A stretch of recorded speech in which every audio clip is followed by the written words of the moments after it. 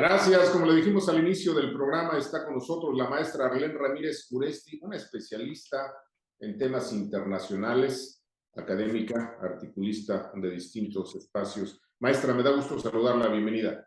Gracias, Ricardo. Un gusto, como siempre, estar contigo y con todo tu auditorio.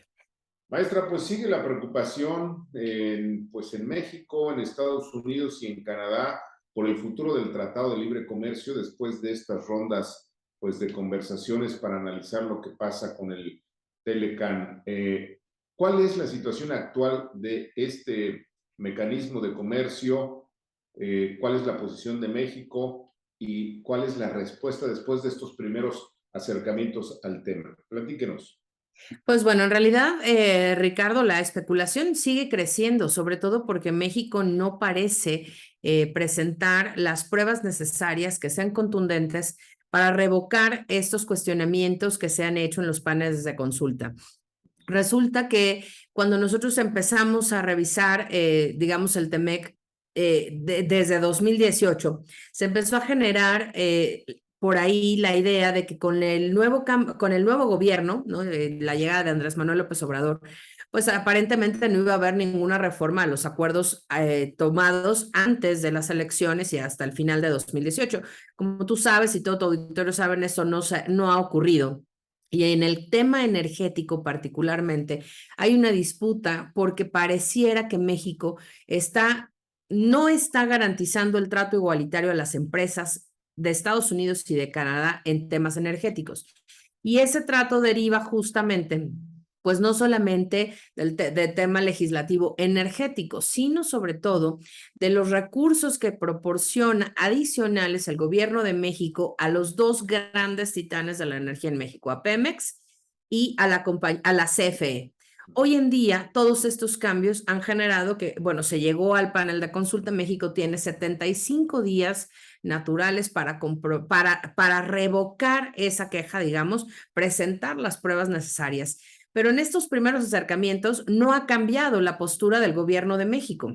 Al contrario, es una postura, ¿no?, bastante atípica en términos diplomáticos, porque deberíamos de tener una postura de total apertura, de flexibilidad, pero sobre todo de disposición para comprobar que eso de lo que se está acusando a México no es cierto. Pero bueno, sabemos que no hay forma de comprobarlo de forma inmediata, ¿no? Ahora, recientemente, el fin de semana pasado, vimos que el presidente en sus giras de fin de semana, habló precisamente sobre el tema, se reunió con trabajadores de la Comisión Federal de Electricidad y ahí declaró que la CFE va a ser la única que va a aportar o a proporcionar energía y que los privados no van a poder participar. Esto es como ir en contra de los señalamientos que estamos viendo del exterior. Totalmente.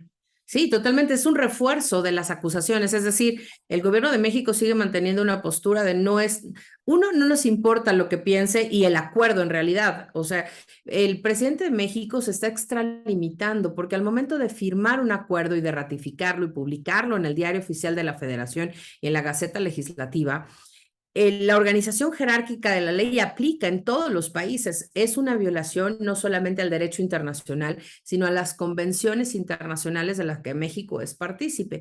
Si el presidente de México y sobre todo la Secretaría de Economía y la Secretaría de Energía siguen manteniendo la postura de respaldo a estos dichos del presidente, es muy probable que después de los 75 días que marca el TEMEC como para la disputa de la controversia, esto salte a un tribunal internacional superior que es la Organización Mundial de Comercio.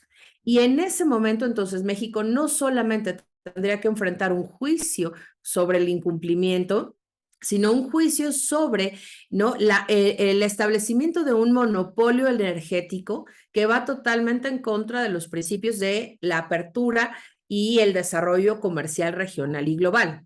Eso nos puede poner ante una situación sumamente compleja porque millones de empleos están en juego. Hay mucha inversión que evidentemente saldrá del país y como tú sabes y tu auditorio lo sabe muy bien, Estamos en la antesala de una gran recesión económica que se va a recrudecer en los próximos meses. Esto a México para nada le conviene. El capricho del presidente o de algún grupo en el poder hoy no puede ser superior al interés nacional que requiere, evidentemente, la solución de la controversia sin que escale a un tema de organismos internacionales, porque además de todo, pues México seguirá pagando las indemnizaciones y mientras eso ocurre, pues nos van a congelar muchas áreas de comercio que por supuesto a México no le conviene, a los mexicanos por supuesto, ni a los empresarios. Ahora, maestra Arlén Ramírez Uresti, tenemos un secretario de Relaciones Exteriores, tenemos una secretaria de Economía que, pues en algunos, digamos, espacios, en algunos foros, dicen una cosa, pero en otros dicen exactamente lo contrario. La pregunta concreta, ¿el presidente escucha a alguien que sepa del tema o se va? Pareciera que no. Pareciera que no, porque en los dos frentes, tanto en el diplomático como en el económico, estamos haciendo cosas encontradas y cosas que van totalmente a lastimar el interés nacional y los intereses de la ciudadanía. El presidente pareciera que no está llevando una sintonía ni está haciendo trabajo de gabinete, que finalmente es lo que tendría que estar ocurriendo en este momento. El presidente tendría no solamente, no que instruir, que escuchar, como bien dices, a los expertos, a cada uno en sus áreas. Y aunque Marcelo Ebrard está en una campaña anticipada por la presidencia, ¿no? Y por las preferencias electorales partidistas, tendría que estar en este momento atendiendo dos temas muy importantes. La antesala de una posible visita del presidente Biden a México, ¿no? La llegada de Blinken, por ejemplo, y todo lo que eso implica.